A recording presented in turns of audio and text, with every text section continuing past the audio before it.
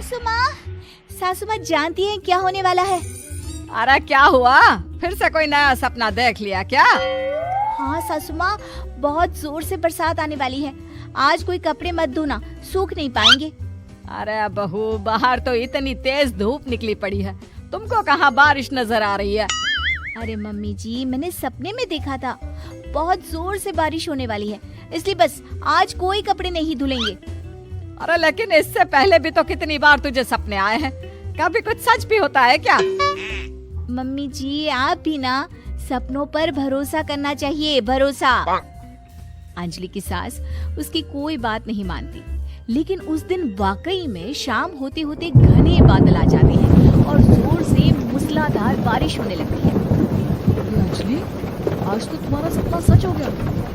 बहू, आज तो तुमने सपने में बारिश देखी थी ना, और देखो सच में बारिश हो गई।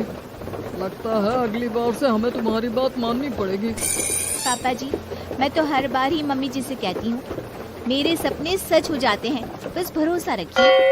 कुछ दिनों के बाद, अजी सुनते हैं, मुझे ना सपना आया था और सपने में मैंने देखा कि आपकी पूरी 1 करोड़ की लॉटरी लगी है। अरे कभी कभी सपना सच होना सही बात है, लेकिन हमेशा ऐसा नहीं होता अंजलि।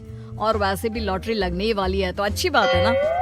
मैं तो कहती हूँ, हम वो बड़ा सा घर खरीदने वाले थे ना, आज ही चलकर उसको फाइनल कराते हैं। अरे वाह वाह, हाथ में पैसा नहीं और बड़ा घर खरीदना है। अरे मम्मी जी, बताया ना आपको, मुझे सपना आया था कि हम 1 करोड़ की लॉटरी लगने वाली है। देखो बेटा, ये पैसों का मामला है, इसमें किसी तरह की रिस्क नहीं लेनी चाहिए। और जब तुम्हारा सपना सच हो जाए तब तुम घर खरीद लेना। मम्मी पापा ठीक है अंजलि, अभी इतनी जल्दबाजी करने की क्या जरूरत है? मैं कुछ नहीं जानती, मुझे वो घर चाहिए तो चाहिए। और आपको प्रॉब्लम क्या है? कुछ दिनों में तो पैसे आने ही वाले हैं लॉटरी से। हाँ तो जब पैसे आ जाएंगे तब खरीद लेंगे ना। पर हमारी अंजलि खाना पीना छोड़कर जिद पकड़कर बैठ जाती है। आखिर मजबूर होकर अंजलि के पति को उस घर को बुक कराने के पैसे देने पड़ते हैं। कई दिन बीत जाते हैं, लेकिन अंजलि के पति की कोई लॉटरी नहीं लगती। कुछ दिनों के बाद, तुम्हारे सपने के चक्कर में तो सब खराब हो गया अंजलि। ना लॉटरी लगी, ऊपर से बेकार में ही सारी जमा पूंजी उस घर को खरीदने में खर्च हो गई। थोड़े दिन तो इंतजार करो, अब ऐसा थोड़ी ना होता है कि आज सपना आया और कल आपकी लॉटरी लग गई। मैंने तो पहले ही कहा था, तुम्हारी बीवी को तो हर सपने पर विश्वास करने की आदत पड़ गई है। ऐसा भी कहीं होता है क्या?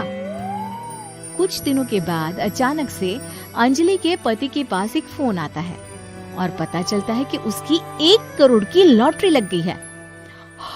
अरे वाह अंजलि, ये तो कमाल हो गया, मेरे तो सच में लॉटरी लगी। अरे भगवान भला करे तुम्हारा। हाँ बहू, अब तो तुम जो कहोगी हम वो सब बात मानेंगे। तुम्हारे सपने का मतलब तो पूरा का पूरा सच होता है। अरे बिल्कुल ठीक कहते हैं, मैं तो बेकार में ही बहू को उल्टा सीधा सुनाती थी। अरे इसके सपने तो वाकई में सही हो जाते हैं।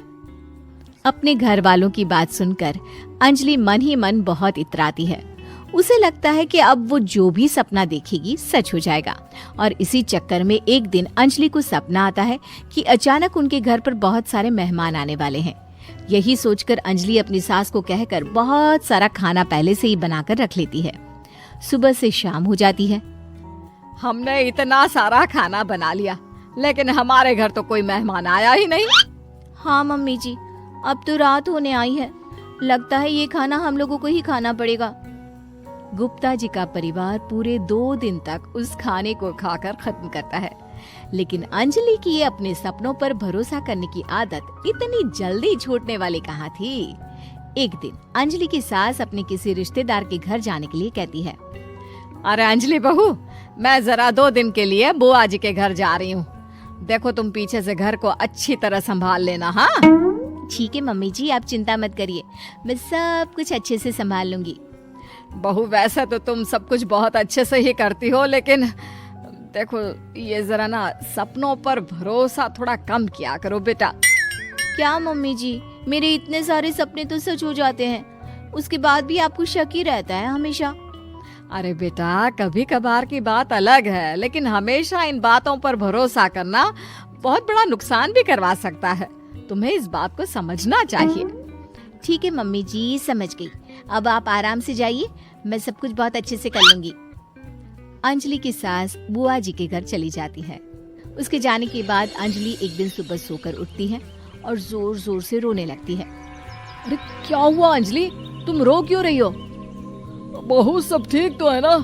क्या कोई बुरा सपना देखा? अरे पापा जी क्या बताओ, मम्मी जी नहीं रही, वो हम सबको छोड़कर चली गई।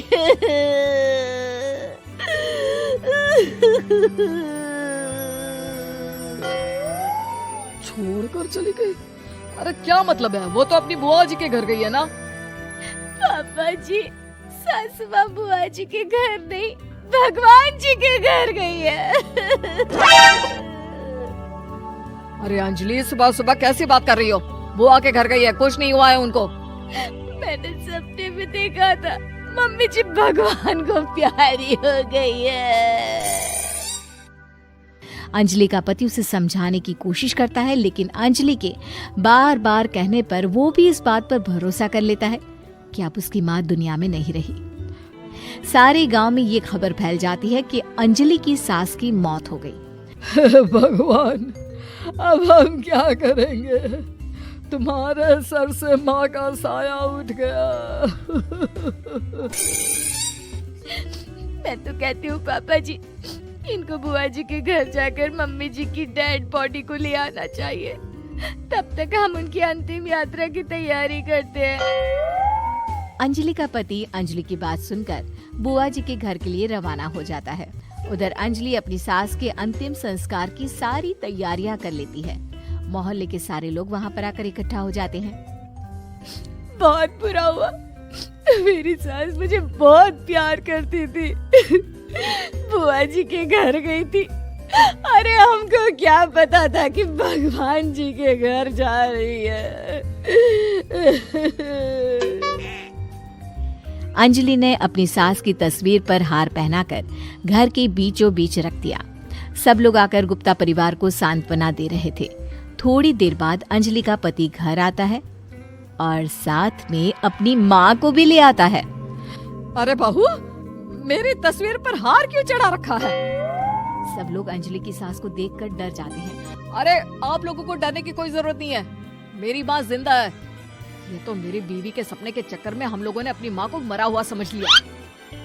बहू, सपने देखना ठीक है, पर अपनी जिंदा सास का अंतिम संस्कार करना बहुत बड़ी गलती। इसके बाद अंजलि की अपने सपनों पर आंख मूंद कर भरोसा करने की आदत हमेशा के लिए सुधर जाती है।